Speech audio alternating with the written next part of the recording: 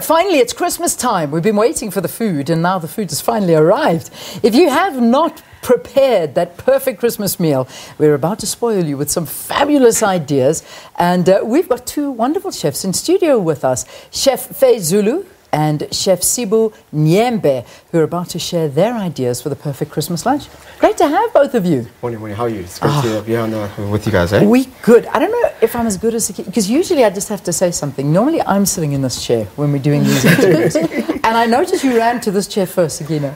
Because I'm feasting my eyes. I can tell. on all the colours, first and foremost. Divine. It's absolutely fantastic. I mean, the evil sitting right next to me. You've got an idea for Christmas. Listen, I'm looking at this trifle. But Lord, you know, as you can see, I mean, it just looks absolutely amazing. Why are we looking at this early in the morning? No idea. And smelling it. Guys, thank you. This is amazing. You've done such a good job. I mean, talk to us about the idea behind this. Fizile, if you want to jump in here. Basically, it's Christmas, and for me personally, Christmas is the time where families comes together and celebrate. So it's all about home-cooked meals, comforting food. So that's why it has. And as you know, Christmas is a colorful day. So we decided to serve such colorful, tasty, and delicious meals. Yeah, which is so important because, I mean, it's, you know, and we've got so many different flavors and smells. And, and I can see that you've catered for all different needs here. It's not just one kind of dish. So maybe you want to go through some of them for us. What have we got going? Well, there was like, what's a salmon and smoked salmon and prawn salad. Oh, that's right. We just tried having, I tried basically having a bit of everything, you know, in terms of you want to have your fish, you want to have your pork, you could just indulge in everything. Like with the salad, it's up to you if you want to add in some chicken as well, you know, just to spice it up a bit. But it's just a style where you can just indulge in everything and all kinds since it's Christmas. Chicken, you know. into the prawn and salmon salad. Yes. Would you? Yes. Oh, interesting. You can, yeah. Okay. It actually goes very well. Yeah. So you can basically do that, and it's very good. It's a good combination. One of the things, of course, for us is that Christmas for us is during summer. Yeah. So you know, it's always quite a thing to decide what to prepare. So talk to us about what you've decided. I mean, that salad has my name written all over it. You can take the salad. The salmon and the prawn. Yeah, it does look good though. Yeah, it does. But, you know, talk to us about ideas, because people sitting there, some may not have decided as yet, Fezile, what they're going to prepare for tomorrow. You know, it's just like you see in the setup we have made. Some people, as you have said, some people like on diets, the summer, and everything. So every time when you're cooking for the Christmas, you must always have a roast, which is a dry meat, which is suitable for for those who are on diets and whatnot. And for those who wanna eat curries and stuff, you can make things like oxtail, lamb knuckles, just like we have made it. And this time around in this Christmas, I decided to go light because we've made basmati rice, which is not heavier than your normal rice that you have, and it's packed with veggies inside, so it's suitable for everyone. So with the trifle there, it's easy, it doesn't require so much skill for the viewers at home, so it's easy to make. You can get ingredients like as easy as you can, so, and it's refreshing, it's cold, it's comforting. Yeah. And then talking to those, the roast and the cold meats, because that's also usually quite popular around Christmas time. What sort of ideas do you have for our viewers around that? Okay, well, it's on basically what you basically enjoy and all of that. Well, my advice, it's your roast, obviously. Well, you can play around with your pork and your turkey. You know, that's like basically something that brings the family together, where you can actually share from one dish, you know. And then also your stews and curries. Sometimes it gets to that point where you really want some home-cooked meal and there is family there. Meanwhile, other people are like working away, like out of the country, or people are at school attending. So when you come and together as a family, so that is one of the best dishes to actually bring in family, when you're having your stews, your roast, And then also when it comes to the fancy stuff, like the sweet stuff, your desserts, your puddings, those are one of the best. Your trifles, some mixture of things that you can basically enjoy and indulge with as a family. It looks amazing. One more before I hand over to you. With Carry on. regard Yeah, to don't the stop. roast and the turkey, because turkey has now made its entry into the South African menu. How do you make sure that it's moist? Yeah. Well, basically, what I basically do is I make sure that the oven isn't too hot, you know, and also put in a bit of liquid and also the stuffing, and then also now and then in between I'll double check on how far it is, and don't really, okay, you do fully cook it, but you don't get to a point where it's so dry and with high heat. So high heat actually usually spoils the meat, and it just makes it, yeah.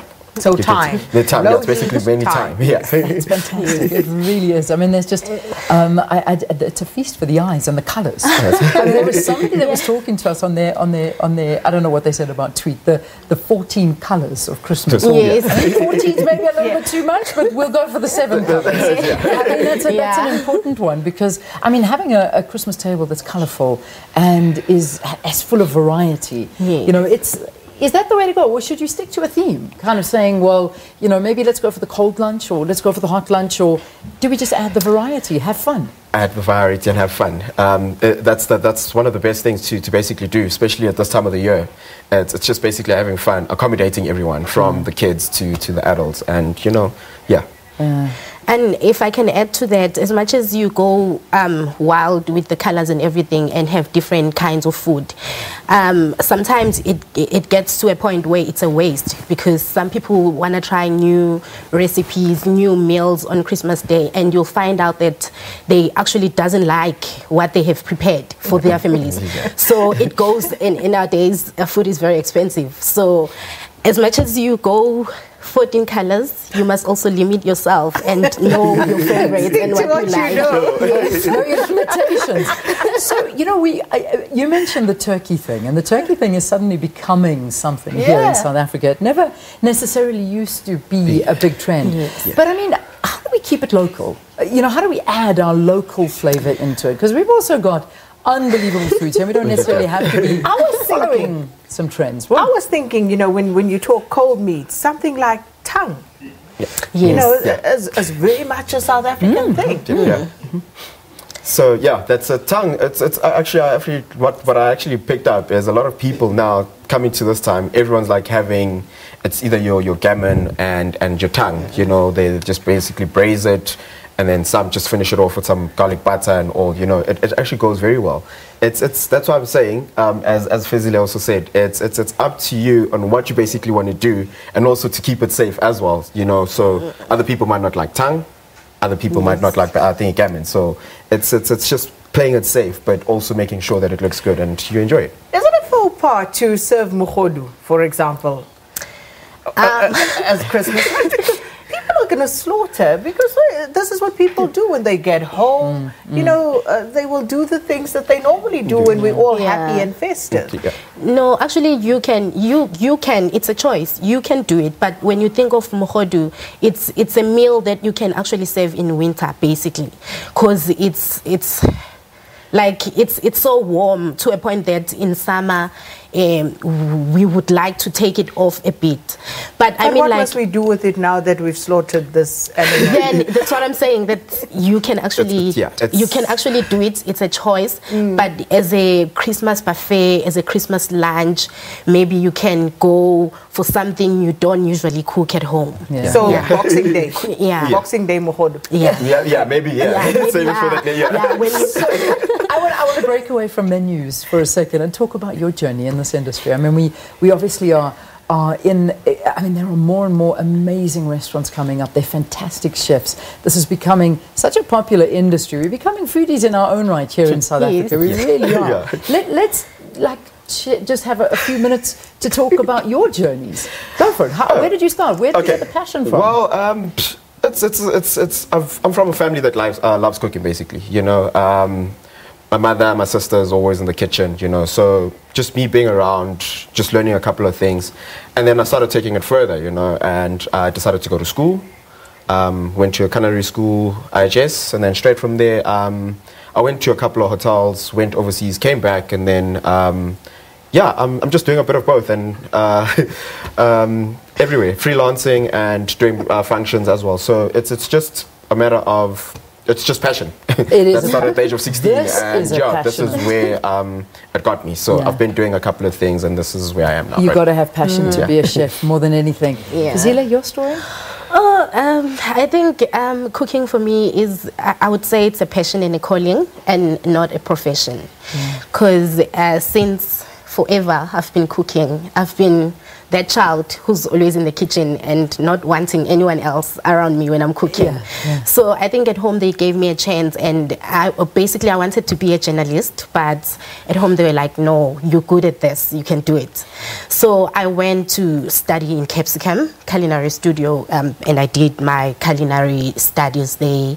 And I worked in few hotels, and I got tired because there was so much pressure, and there was no growth. So I decided to start my catering company.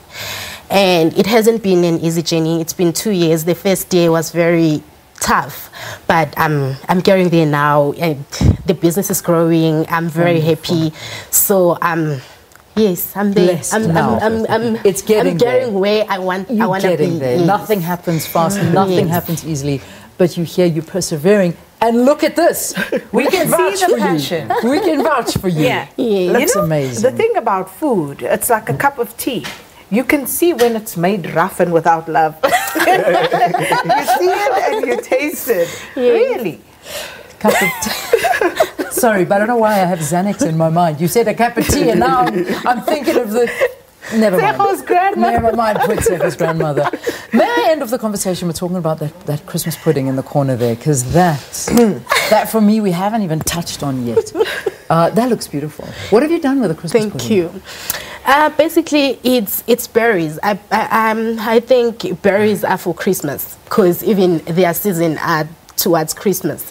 So I use berries, and I use the Christmas cake. Yeah. So just because sometimes for other families it's very hard to eat Christmas cake. Like my family, they don't want to eat the Christmas cake as it is. So if you incorporate it into a pudding, then it becomes more edible, more nice. So it's a mixture of berries, custard, cream, and peaches. So it has that fresh feeling when you eat it. That's amazing. We're starting you early. We're getting your stomach juices going nice and early in the morning, and I can only imagine everybody's already thinking, oh my gosh, how long can I wait until I start eating the Christmas cake and the Not puddings long. and everything? The It's countdown soon. It's to soon. that Christmas day is less than 24 hours I now. love it. I You're really almost do. there. Almost Yes. there. Chefs Faye Zulu, thank you so much for coming, and Sibu Nyembe, giving us a couple of ideas, talking to us about their journey as well, and I suppose what we can cook for your Christmas feast tonight and tomorrow. Thank you again, and good luck in the Thank new you year. once again for having It's hosting an us. absolute pleasure. Thanks, Thank guys. you. Oh, we're going to go to a break. No prizes for guessing what we'll be doing during the ad break. Yeah.